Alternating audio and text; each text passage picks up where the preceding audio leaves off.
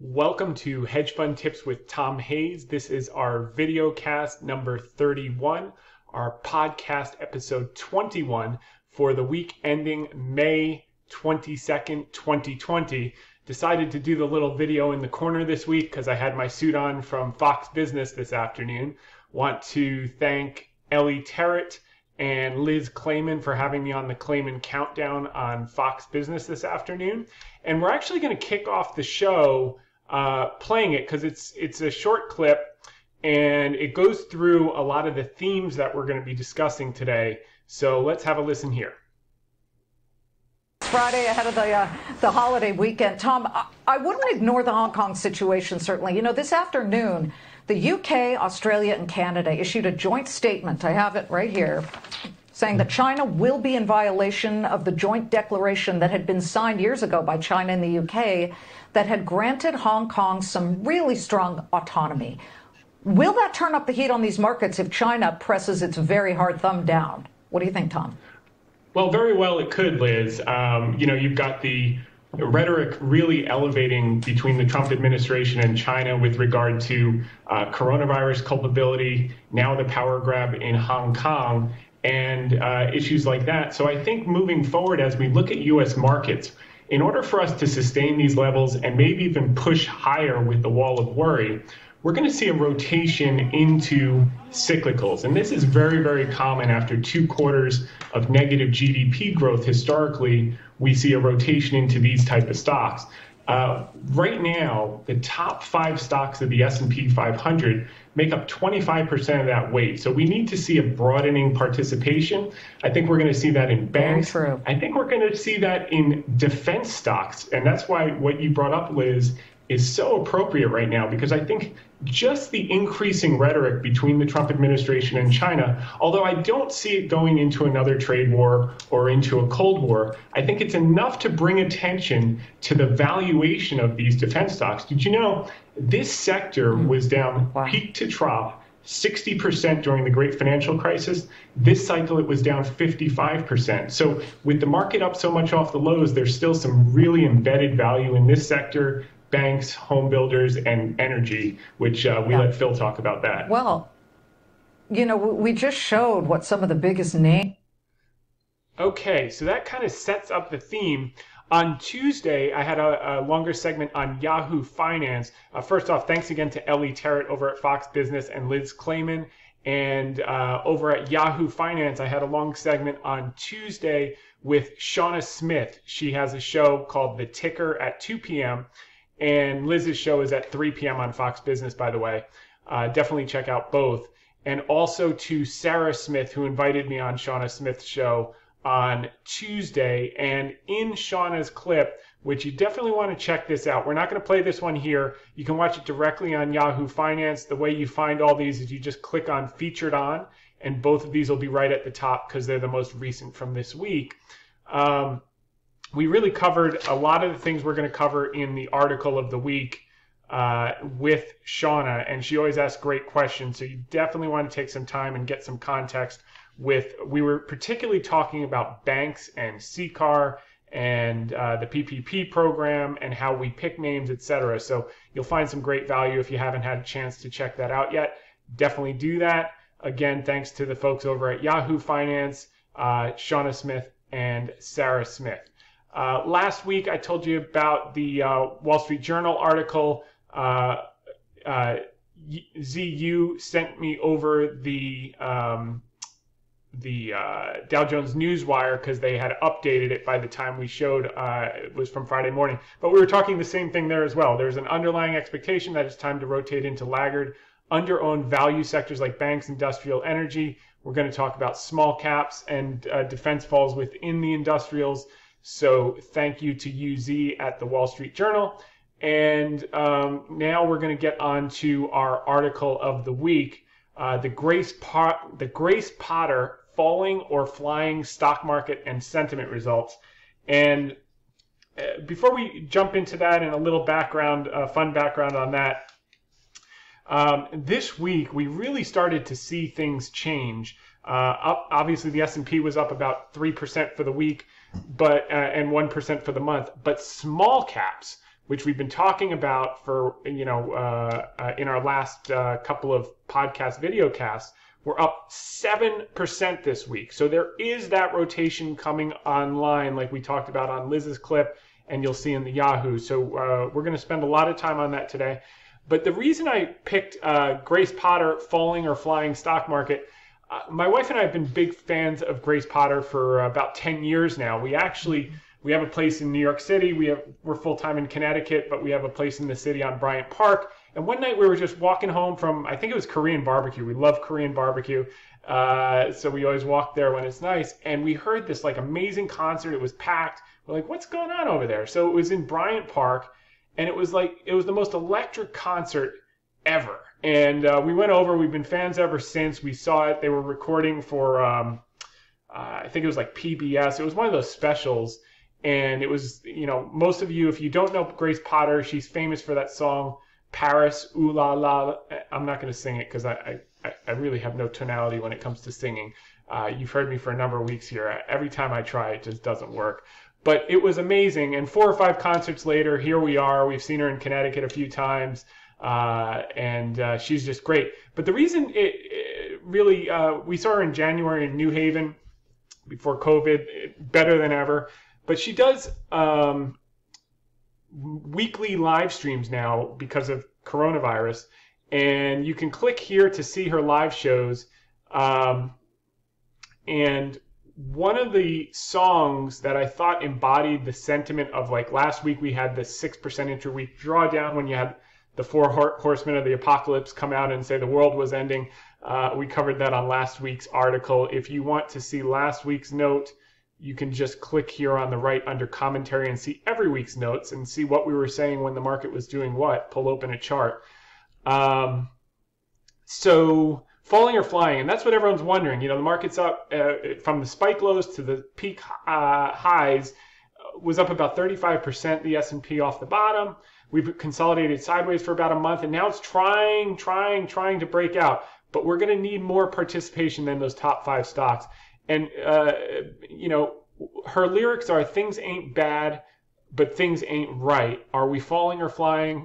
Are we living or dying? Same thing here. Because my friend, this too shall pass, so play every show like it's your last.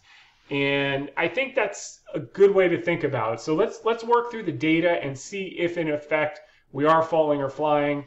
And I highly recommend you press play there and listen to her song. She's phenomenal. If you're not familiar, if you are familiar, you've probably already clicked on to listen in on her song. So this article, by the way, can be found on the right side of the website under popular posts, Grace Potter, Falling or Flying.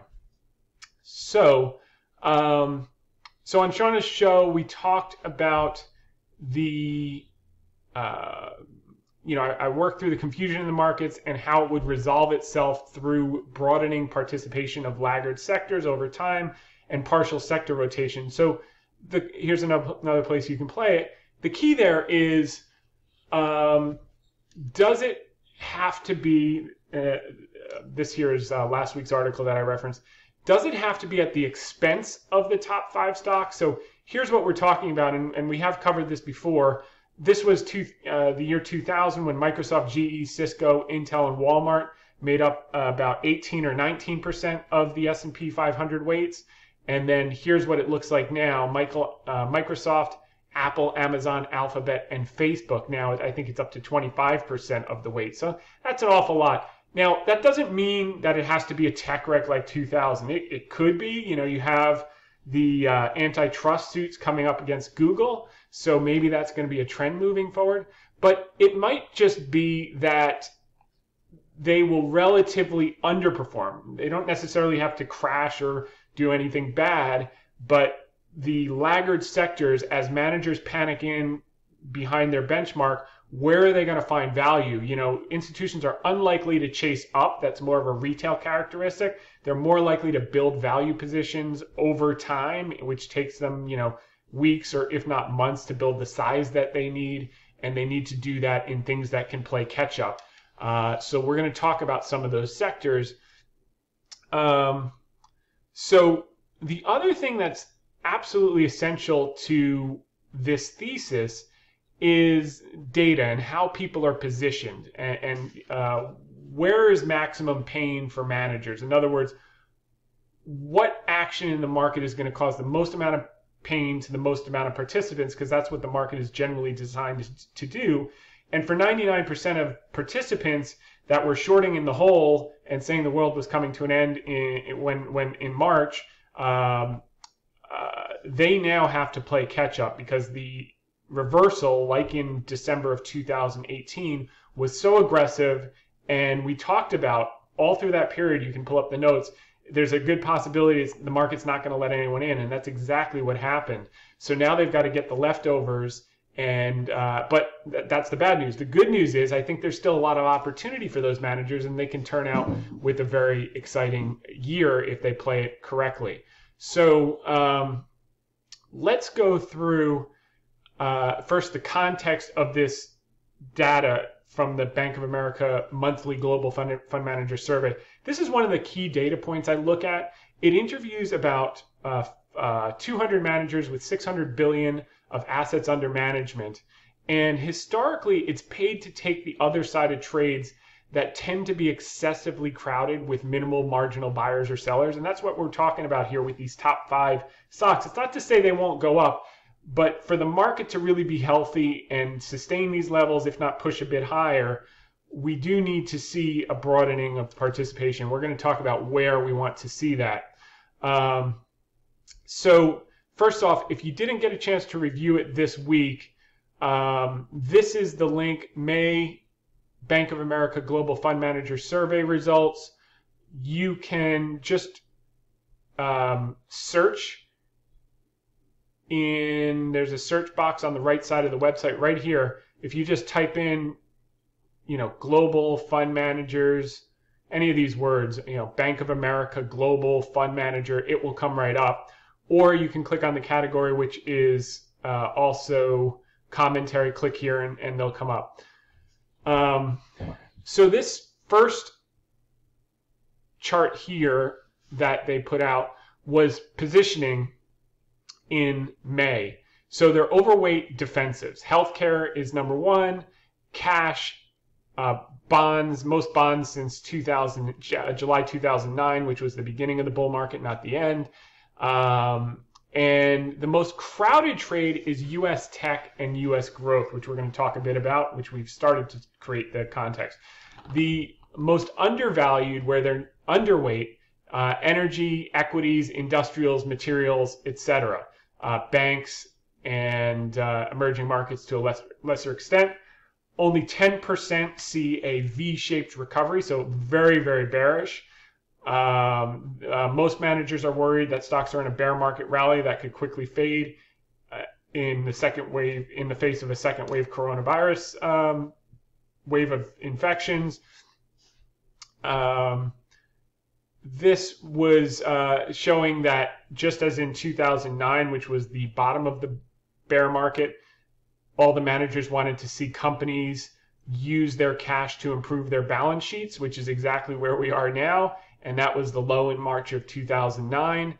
That's where they are now. A few months ago, they all said, buybacks and dividends. Now they're saying, please fix your balance sheet. And that's usually a capitulation near the bottom.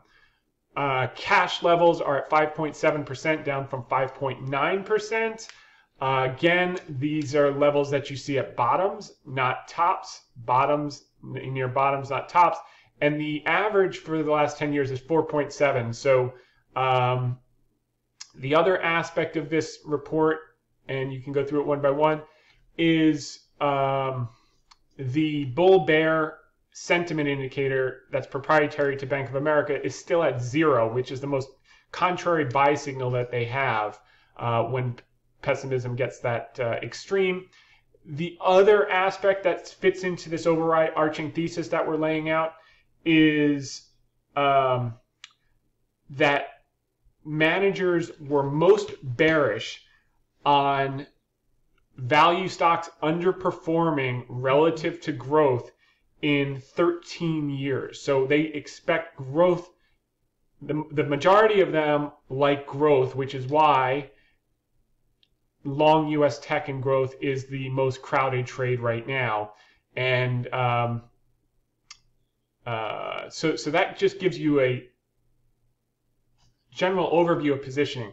Very defensive, very bearish, very skeptical. This is a wall of worry that can be climbed, but I don't think the 5 names that got us here are going to be the 5 names to take us to the next level. They may continue to be the heavier weights, and they may continue to go up, but I think that they're going to relatively underperform, and you may see the indices relatively underperform to some of these laggard stocks. And we're going to talk about an indicator, stocks above the 200-day moving average in just a little bit, and you'll see what I mean. That, you know, the S&P, I think I heard a stat today, was down 8%, but the median stock is down 16%. So there's still good opportunity for people that are willing to do the work and look under the surface. So just a re-emphasis, investors are underweight cyclicals, energy, industrials, Europe, etc. Overweight defensives, healthcare, cash, and bonds we covered. This gives you an idea of the magnitude of healthcare overweight. That's an extreme. I mean, the closest thing we saw was at the bottom of the bear market again in 2008, and we saw a similar situation in 2005. So that's definitely extreme. Biggest risk is a second wave of coronavirus. Sentiment is down towards 2009 levels. And contrarian trades, investors looking to play the upside, long emerging market debt, short U.S. tech. I mean, that's a very aggressive trade. I don't know that I'd be taking that trade, but it's long energy, short healthcare.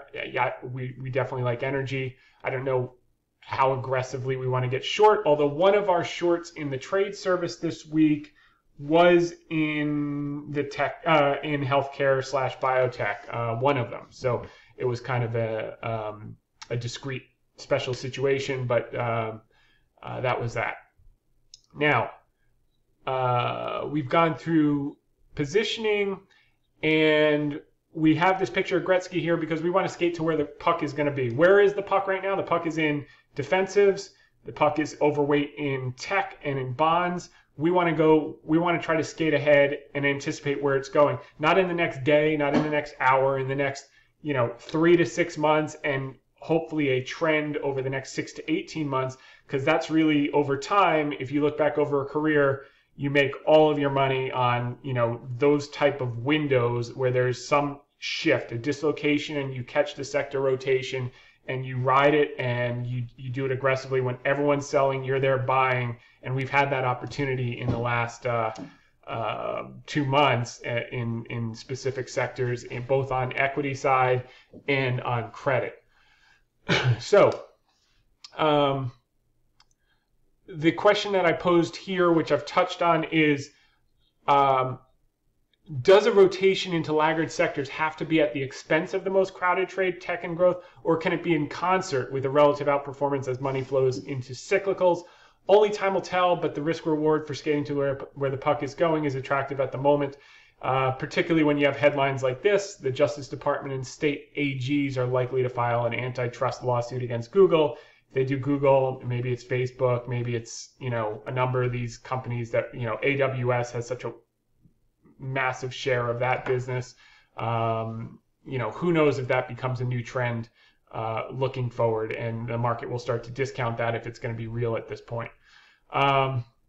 So we put money into banks, defense stocks, home builders, energy, and small caps. And you've seen, and I've been tweeting out, if you're not on my Twitter, you can just go up here on the website and click on it. It's the handle's @HedgeFundTips, and you can do that. I retweet a lot of good stuff, and I put out obviously original stuff mostly. So the other thing that we found historically is that we had our first quarter of negative GDP growth in Q1. We're going to have our second quarter of negative GDP growth in Q2. So by definition, it's going to be a quote unquote recession. I think this is going to be the steepest drop in decades, and it's going to be the sharpest recovery. Why? Because even if you have a 6% contraction of GDP for 2020, like the CBO has been talking about, that's 1.2 trillion. we now have over $9.5 trillion of stimulus aid and liquidity already in the system or already approved. If you look at like 3 to 4 trillion, the Main Street Lending Program, they put out paperwork on that today. That's not even starting till the end of May. So that money's not even there. And the money doesn't matter until demand starts to come back, which it just started with all the states reopening. And we're going to cover that towards the end of this VideoCast podcast.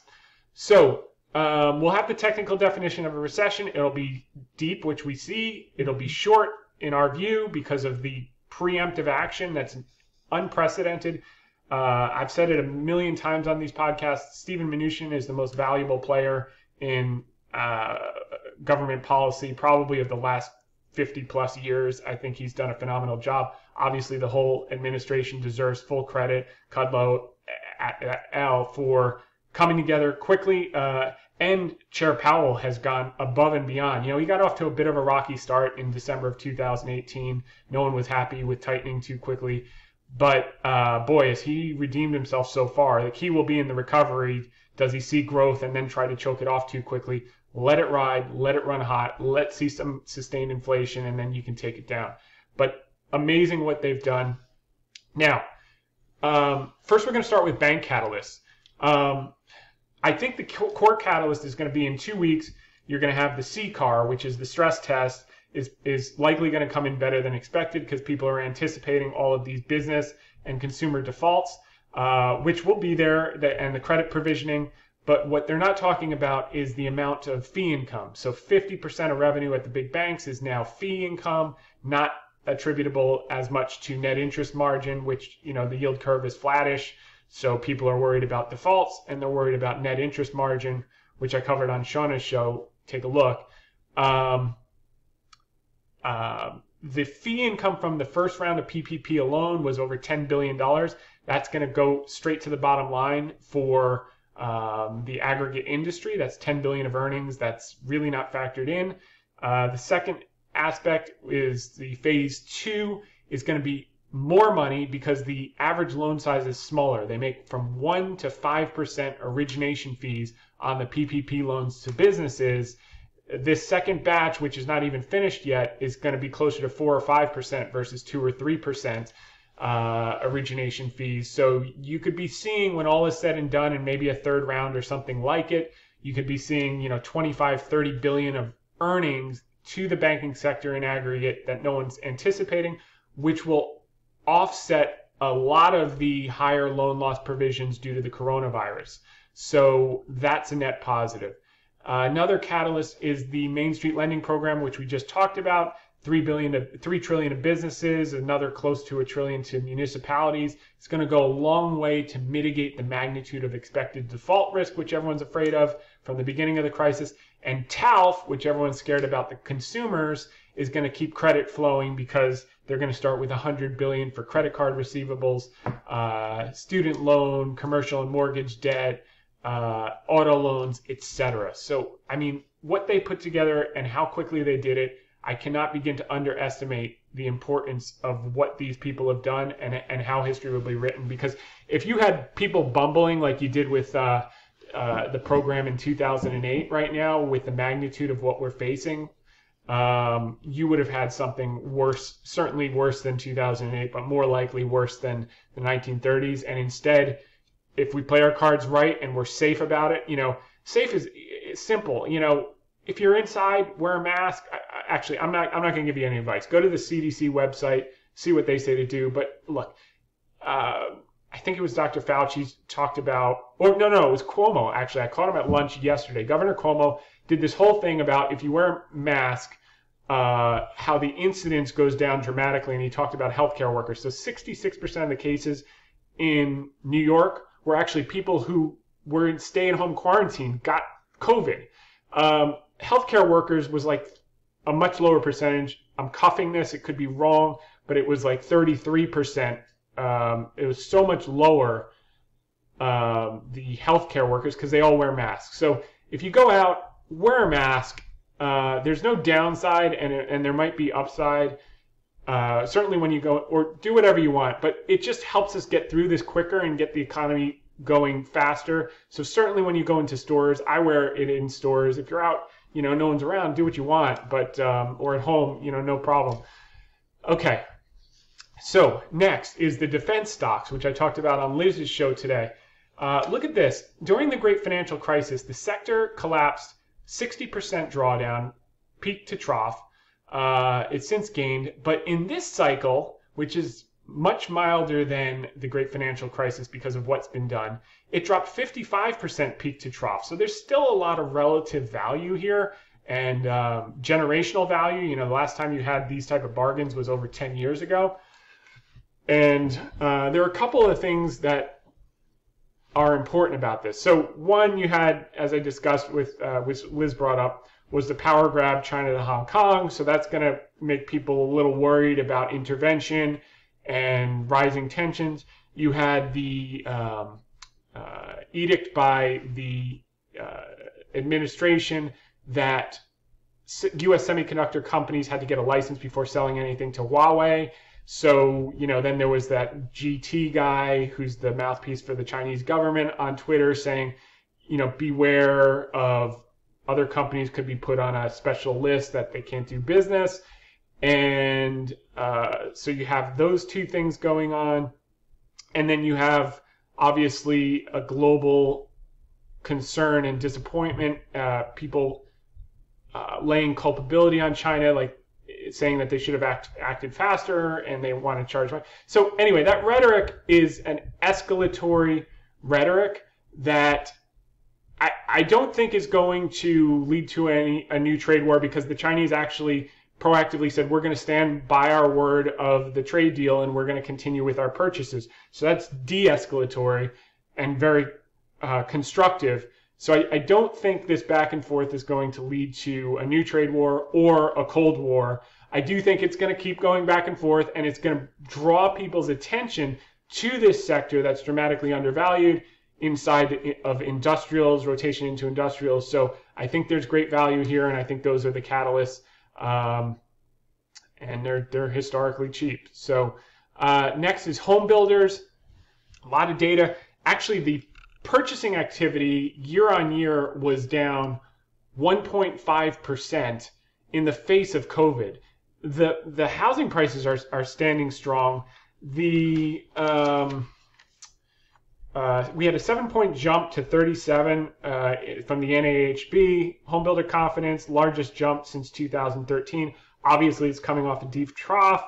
And we have housing formation. So we've got 85 million millennials that were starting housing formation. We were seeing housing starts, trend up the last few years before COVID. I think this is going to accelerate it more than ever. There's a new article every day in the paper of people moving out of the city to the suburbs. They were doing that anyway because no one wants to pay $50,000 a year for kindergarten, although you can do that out here too if you really want to.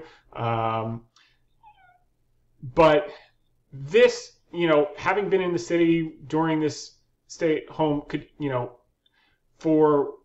staying in an apartment must have been extremely difficult for a lot of families. So they're saying, let's move out to the suburbs. And by the way, the most important aspect of that is now they've proven to their bosses that we can be productive working from home and the technology is there. 5-7 years ago, the bandwidth and the high speed really wasn't at levels that you could sustainably do this with all these people on at the same time. Now it's a lot better. So I think this, kind of came at the right time. It will enable more people to move out. This is going to be bullish for the home builders. And by the way, the last time we had this size group of people starting housing formation was, that whole run from 1982, the baby boomers, early 80s to 2000. And that was also one of the greatest economic booms in history. So we have even bigger demographics at the age where they're starting households, moving out to the suburbs.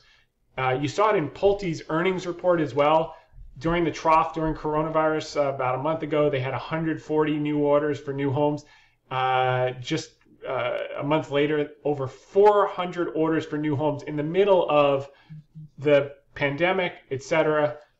This is very, very promising. So I like that group. Mortgage applications to purchase a home rose 6% last week from the previous week. and that's positive. Energy we've covered ad infinitum. The rig count's down from 1,600 in December of 2014 to about 300. I didn't see the exact number today, but it's like 300 in the range. Low prices cure low prices. We've got a ton on tankers, so as we get up to 45, 50, they're going to dump all that stuff off the ships, probably take a leg back down to the low 40s, high 30s before sustainably rebalancing over the next 12 to 18 months. And the survivors, 15% will go bankrupt. We've talked about that even since October when we started building the position. The remaining 85, these are going to be, potentially doubles and triples over the next 3 to 5 years. If you want a roadmap to what that may look like, take a look at the early 2000s in the same energy depression. And then as people get washed out, the survivors just control share. The other thing you got to keep in mind, and no one's really focused on, is the magnitude and duration of the cuts is unprecedented. So you had 9.7 million barrels a day cuts from the OPEC meeting for May, and for June, the Saudis added another million, so you're looking at 10.7 million. I've heard the Russian production is going to be down, but that's not just May and June, because that's what's mostly covered. Then from July to January, it goes down to 7.6 million barrels a day. And then from January 2021 to April 2022, so this is a 2-year program, 5.6 million barrels a day. So they're going to abort those cuts before they're over, because I think the market's going to rebalance significantly before that as demand comes back in. How do we know? Take a look at China. They troughed at 10 million barrels a day in February during the trough of their cycle of coronavirus. They're back to near pre-pandemic levels as of this week, 13 million barrels a day. We're going to follow that trajectory and probably exceed it because we're getting states open left and right. And as a matter of fact, I'll just jump ahead. Today, this article was in the Wall Street Journal. All 50 states have now taken steps to reopen. So to greater or lesser extents, it is happening, and it's happening in a big way. So those are the 4 sectors. The Aaii Sentiment, this is constructive. We had a big move, but yet it's still subdued. So we moved up from 23 to 29% bullish percent. If you want to know how that works, click on video explanation. Bearish dropped down from 50 down to 45. They came off extreme levels of bearishness, but they're nowhere near euphoric. They're not even near excited yet. So there's room for this to breathe and to grow, and that was also evidenced. You can see here, this was the bottom, and now we're working our way back up. So we've got quite a bit of room till you see an extreme on bullishness. CNN Fear and Greed, which is a compilation of a handful of indicators, at 53, which again is mid-range. Extremes are here, like we saw in March when we were pointing this out, or in February when it was also extreme, here before the crash. And this, so here you can actually see it over time. And active investment managers got washed out last week on that 6% intra-week correction. They dumped out of stocks, and now they're going to have to rechase if we push higher again. We'll see. We might just be consolidating for a while more, and they may get more time, but they're going to have to play catch up no matter how you slice it. Next, okay, in case we forgot to mention it, we like banks. Banks are still very cheap. Obviously, defense, home builders, energy, small caps. Now, and we talked about small caps. They were up 7% this week relative to the S&P, up 3%. Again, go up here to terms. I don't have to remind you, but this is not advice. This is my opinion only. It's not. I'm not advising you. Everyone has different financial situation. Click terms to see that. Do your own work. Talk to your own advisor, etc., etc., etc. Lastly, okay, so we started, okay, now it's not, okay, I said it's not going to be a straight line up, but over the next 6 to 18 months, we believe we're going to see relative strength in these groups.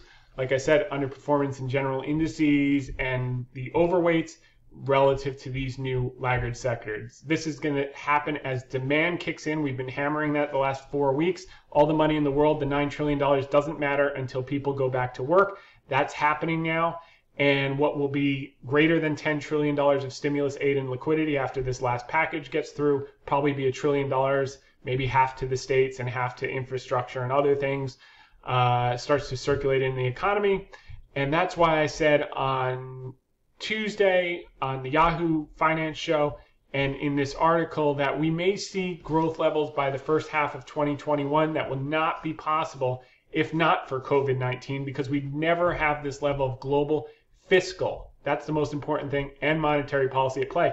And if you remember a year and a half ago, everyone was saying, monetary policy has reached its limits. We now need, everyone to step up for fiscal, but Germany wouldn't budge in Europe. Well, now they're doing it. They do a 500 billion euro package they're doing together with the major countries in Europe. So, never let a crisis go to waste. At least, with all the tragedy and sadness and human suffering that's happened, at least some good will come out of it. We'll just have to get through this valley and off to the races again. So to answer Grace Potter's initial question, are we falling or flying? She did her live stream this Monday. By the way, the next one's coming up this next Monday, so check it out on YouTube.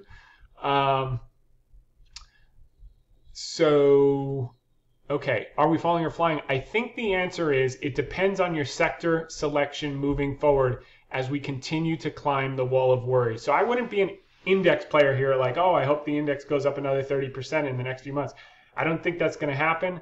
I think the opportunity is there will be sectors and stocks that move that much under the surface, but that's where you're going to get the juice. So on her stream, she did this song called Tiny Light. That video came down, but we just put it up from her album video, and it says, I see a tiny light like a flashbulb sparkle in the light. You can listen in, but it's not gonna shine without a fight. So we're gonna have to put effort in. It's gonna be in fits and starts. It won't be a straight line up. We'll have a little bit of a fight, but I thought those songs were appropriate for this week. I hope you enjoyed that. Moving on, this chart this morning, I think this was from Market Watch, but they took it from Bank of America Equity and Quant Strategy. Bank of America has put out some amazing stuff. Where are you going to put your money? So the dividend yield relative to the 10-year Treasury yield is now trading at near historic highs. So if you look at the last time we got over 3 times, the dividend yield on the S&P 500 was 3 times greater than the yield for just parking your money in bonds. Was 1948 after World War II.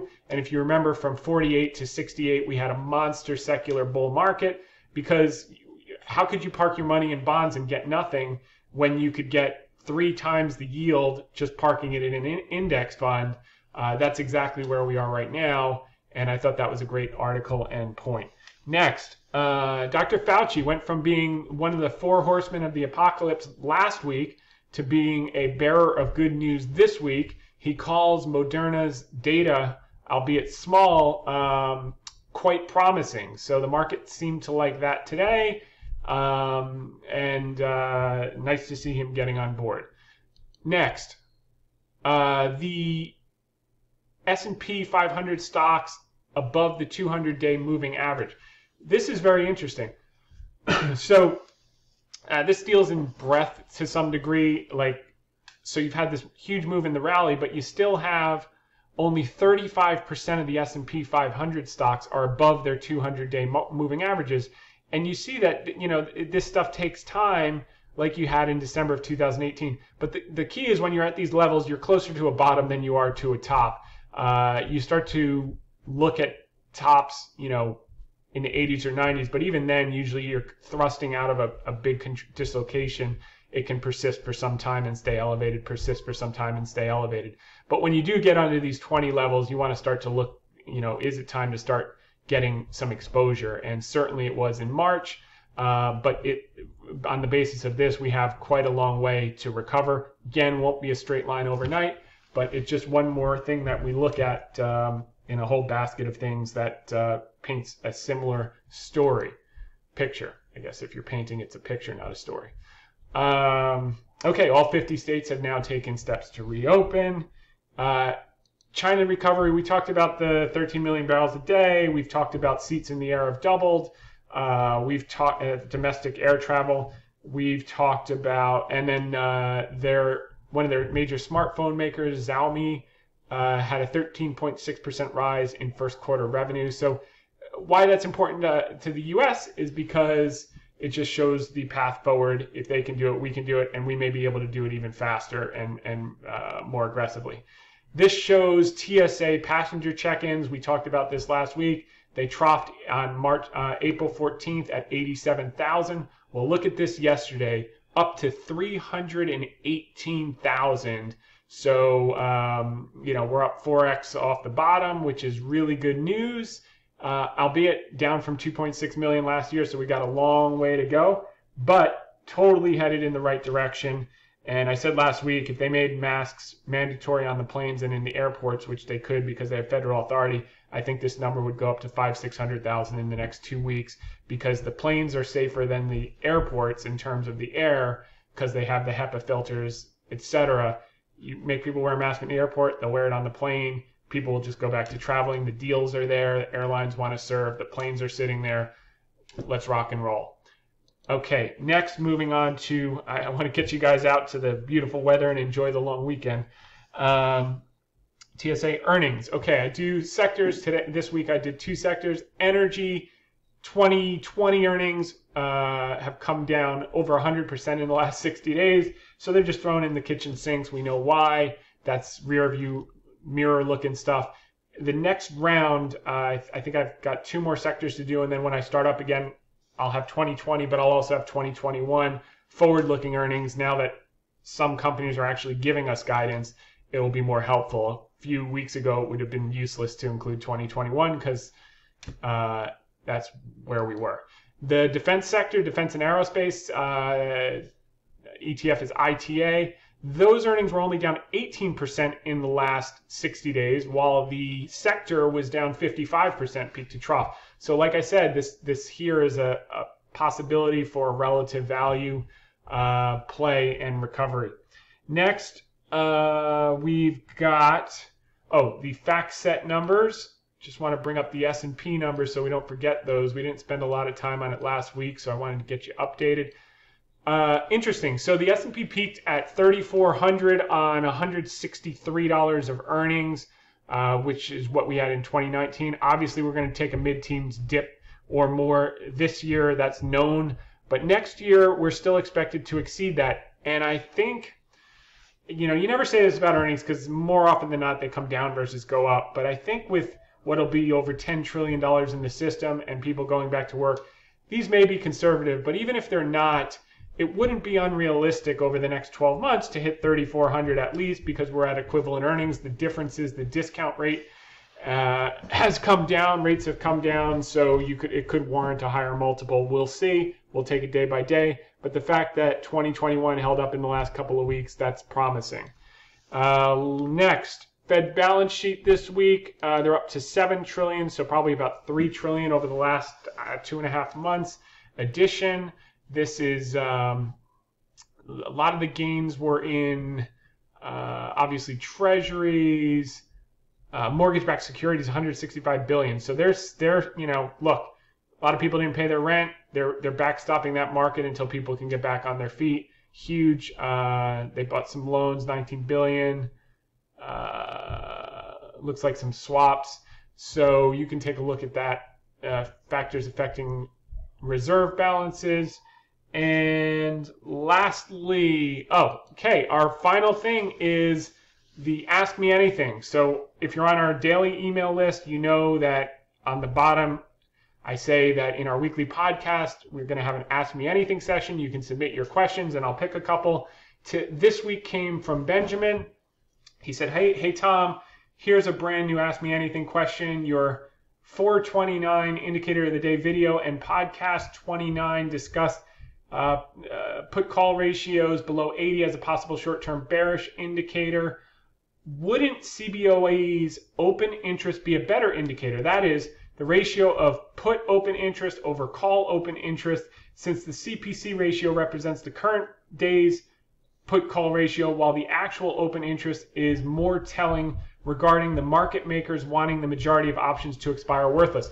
Yeah, that's a pretty sophisticated question. I have quite a lot of experience with this, and haven't found much of an edge. It's definitely worth looking at. Like we say, we've got 100 indicator videos, by the way. If you want to learn, they're all free.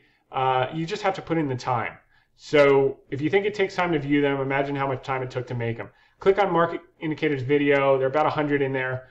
We look at about a dozen to 2 dozen every week just to get a barometer of where we are in the markets.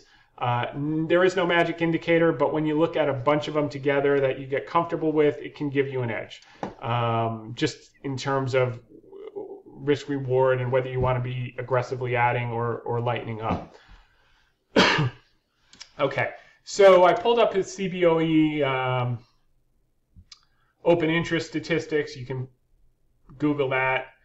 And here it was, index options for the week. The puts outnumbered the calls, which makes sense that the market went up 3% and we had a big week. There's another way to think about this. So let me answer the first part of his question. I would never look at this indicator in isolation. And if anything, the opposite side is a better indicator. When you get, up to this, these extreme levels are more likely to be bottoms than these extreme levels being tops per se. So while it's true, you're usually going to see levels below 80 at a top. Just because you hit 80 doesn't mean that it is the top, if that makes sense. So below 80, below 80, below 80, there's complacency, but the market keeps climbing higher. But right before the top, you did have the 80. So 80 said there's a higher probability that this could be a top, but it doesn't necessarily mean the top. These monster spikes usually mean that there's a bottom. When you get that much insurance buying, the joke is the time to buy insurance is before your house burns down. So the time to buy insurance is when you have these low readings here. So yeah, we got a below 80 reading. We had this little pullback consolidation. Now it looks like we're breaking out. We'll see. But this is just to look at. I'd be much more interested in these, extreme as a contrary buy versus these extreme as trying to short the tops are always much harder than buying the bottoms, because if you short the top, you can get your face ripped off. If you buy the bottom, time will work it out over time if you're buying quality. Okay, so this is probably a better indicator. This is the equity put call ratio on a 10-day moving average. So it's a bit smoothed out. Again, you see these elevated levels closer to bottoms.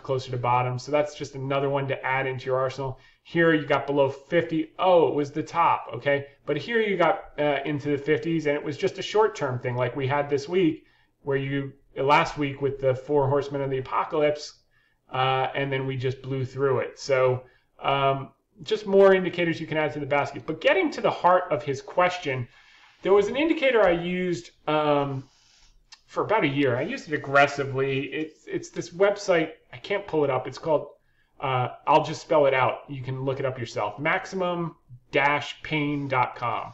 Maximum-pain.com, or you can Google it. Basically, you put in the security. In this case, I just set it up for the S&P 500 to keep it simple, with an expiration date of today. And basically what you find is that the green is the call option open interest. The red is the put option. And then they give you a maximum pain number, which in this case was 294. So in other words, the most premium puts and calls was written in the aggregate at 294. So the market makers, the sellers of options, would make the most money if the market closed at 294 today on the SPY, and it closed at 295.44. So pretty close. The sellers did better than the buyers, and I guess the old saying goes, better to be the casino than the gambler. But it doesn't always work that way. So I probably have like 1,000 case studies on this. It's okay.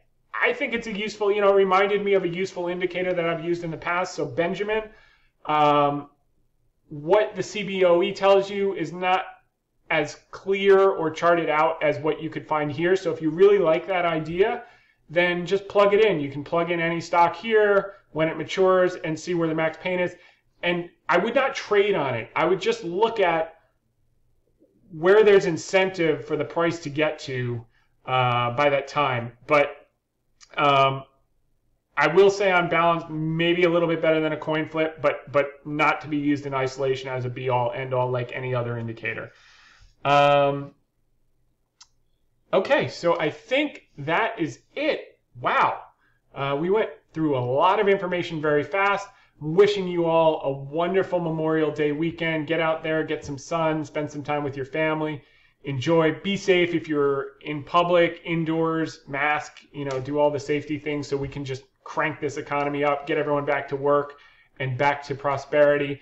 Like we saw just a few short months ago, we can, Chairman Powell said there's no reason that we can't get back to 3.5% historic unemployment levels if we do all this. The table is set with the stimulus, aid, and liquidity. We just have to get back to demand, get back to work, and do it safely so that we only have small hiccups. That now that the curve is flattened and we have capacity in the healthcare system, we'll deal with the small spikes and the small flare-ups and get everyone safe until maybe we even get a vaccine faster or a treatment faster than we anticipate. As they've been saying, a lot of shots on goal. So let's, be hopeful, but, also be in action and taking advantage of that. So we'll see you back here next week. Same time, same place. Hope that was helpful, and make it a great one.